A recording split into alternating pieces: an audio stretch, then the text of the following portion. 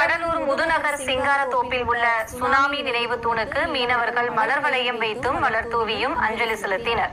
இதனையடுத்து தமிழ்நாடு மீனவர் பேரவை சார்பாக அதன் தலைவர் சுப்பராயன் தலைமையில் மீனவர்கள் ஊர்வலமாக சென்று கடற்கரையில் அஞ்சலி செலுத்தினர். பின்னர் இதுபோல் ஆழி பேரலை மீண்டும் வரக்கூடாது என பிரார்த்தனை செய்து கடலில் பால் ஊற்றி கடல் மாதாவை வேண்டினர்.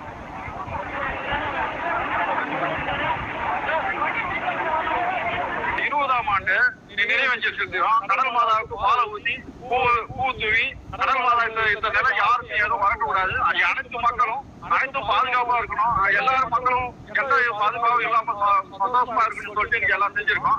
மேலும் பார்த்தா இந்த சுனாமி நேரத்தை ஒரு கோரிக்கை வச்சோம். இங்க பாத்தீங்கன்னா சோனம் பத்திக்காத அப்ப கோரிக்கை தீவு போல சுனாமி வீடு கட்டி தந்தாங்க. ஒரு பாலம் போட்டு தர அமைச்சர்னு சொன்னாரு. மந்திரி எல்லாமே சொல்லிட்டு போனாங்க. இது வரைக்கும் அந்த எந்த வேலையும் நடக்கல. மேலும் பாத்தீங்கன்னா இன்னைக்கு பார்த்தா கடல் அரிப்பு அதிகமா இருக்குது. கல்ல கொட்டணும். கல்ல கொட்டி அந்த மீனவ மக்களை பாதுகாப்பு